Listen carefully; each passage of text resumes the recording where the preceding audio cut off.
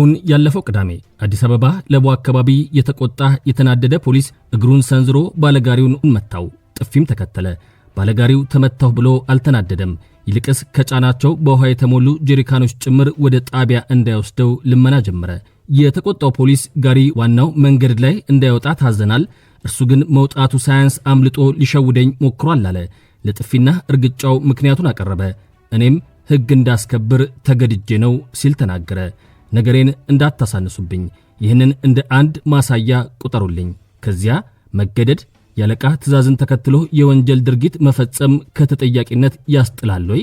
የበላይ ትእዛዝ ነው ማለት ብቻውን ላለመጠየቅ ያበቃል ወይ የሚለውን ጠይቁልኝ። በመገደድ ወንጀል መፈጸምና የሕግ ተጠያቂነት ለዛሬ የተመረጠው ምጥን ሐሳብ ነው። ሕጉ የሚለውን አሁን ነግራችኋለሁ። እንድታደምጡት፣ እንድታውቁት፣ እንድትጠቀሙበት የጋበዟችሁ ነፃነቱን ጠብቆ ለሕግ የበላይነት መከበር የሚሰራው የኢትዮጵያ የፌዴራል ጠበቆች ማህበር እንዲሁም አደጋ የወለደው ማጣት ሳይዘጋጁ ደርሶና ሐዘን ላይ ጥሎ ደግሞ ሌላ ማጣትን እንዳያመጣቦት የሕይወት ዘመኖን በሙሉ ከዘመን ኢንሹራንስ ይወዳጁ የሚለው ዘመን ኢንሹራንስ ናቸው። እነርሱን ዝም ብላችሁ አመስግኑና ቁም ነገሩን ውሰዱ። ደግሞ አልሰማንም እንዳትሉ። ሰላም፣ ፍቅር፣ ጤና በየቤታችን ተገኝተው ለሀገርም እንዲተርፉ ተመኝተናል። አኒ ዳርዊን እንግሊዛዊት ናት። ያልሞተውን ባሏን ጆን ዳርዊንን ሞቷል ብላ የኢንሹራንስ ካሳ ክፍያ ጠየቀች። ነገርየው ሲጣራ ሐሰት፣ እቅዳቸውም ገንዘቡን ተቀብለው አዲስ ሕይወት በፓናማ መጀመር እንደነበረ ታወቀ። እርሷን ምነው እንደዚህ ማሟረትሽ ቢሏት ባለቤቴ ራሱ አስገድዶኝ ነው አለች። ሐሳቧ በሀገሯ ሕግ ባሎች ባሉበት በሚስቶች የሚፈጸም የወንጀል ድርጊት እንደ በባል መገደድ ወይም ማሪታል ኮርዥን ተቆጥሮ ከወንጀል ተጠያቂነት ነፃ የሚያደርግ ነበርና እርሱን ለማሳካት ነበረ።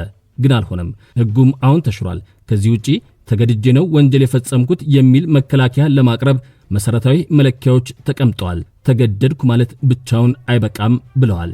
የኛም ሀገር ተመሳሳይ ሆኗል። እኔ ምን ላርግ ተገድጄ እኮ ነው የሚልን ሰው በምን ያህል መጠን ተገደድክ? ማን አስገደደህ? መገደዱንስ ማሸነፍ አትችልም ነበር ወይ ሲል ሕጉ ይጠይቃል። የጥያቄዎቹ መልስ አሉታዊ ከሆነም መጠየቅ አይቀርም ይላል። የወንጀል ሕግ አንቀጽ 71 ይህንን ይደነግጋል።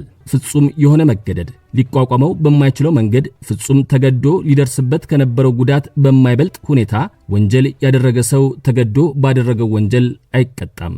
ፍርድ ቤቱ ፍጹም የመገደድ ሁኔታ መኖሩን የሚወስነው የነገሩን አኳኋን ይልቁንም የመገደዱን አይነት፣ የከፍተኛነቱንም መጠን እንዲሁም የተገዳጁን የግል ኑሮ ደረጃ ሁኔታና የዕድሜውን በተለይም የሁለቱን የጉልበታቸውን መጠንና በተገዳጁና በአስገዳጁ መካከል ያለውን የበታችነትና የበላይነት አኳኋን ከግምት በማስገባት ነው።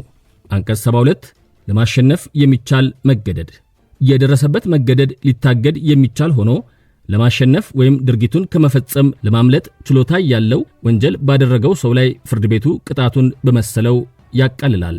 አንቀጽ 73 የትዕዛዝ ሰጪ ተጠያቂነት የበታች የሆነ ሰው የማዘዝ መብት ካለው የበላይ አስተዳደር ወይም የወታደር ሹም በተሰጠው ግልጽ ትዕዛዝ አንድን ድርጊት በሚፈጽምበት ጊዜ ድርጊቱ ወንጀል ከሆነና ከተሰጠው ትዕዛዝ ውጪ ካልሆነ በተደረገው ወንጀል ኃላፊ የሚሆነውና የሚቀጣው ትዕዛዙን የሰጠው ሰው ነው።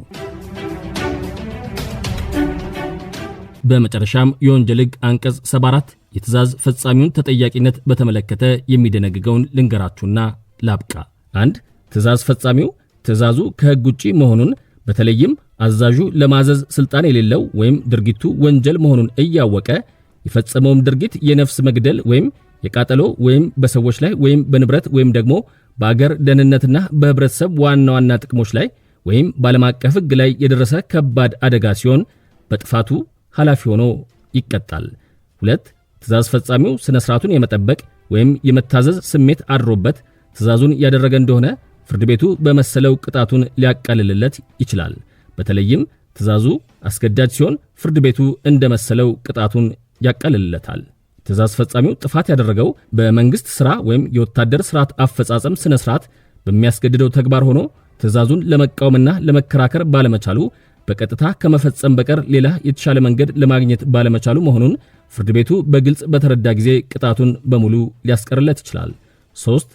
ትዕዛዝ ፈጻሚው ከትዕዛዝ ውጪ አልፎ አስቦ ላደረገው ወንጀል እርሱ ብቻ ኃላፊ ሆኖ ይቀጣል።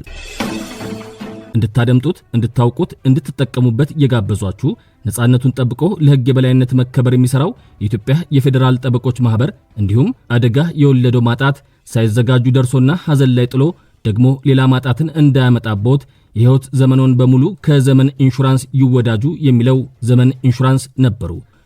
ከሁሉም የሚበልጠው የአእምሮ ሰላም ከኔም ከናንተም ጋር ይሁን።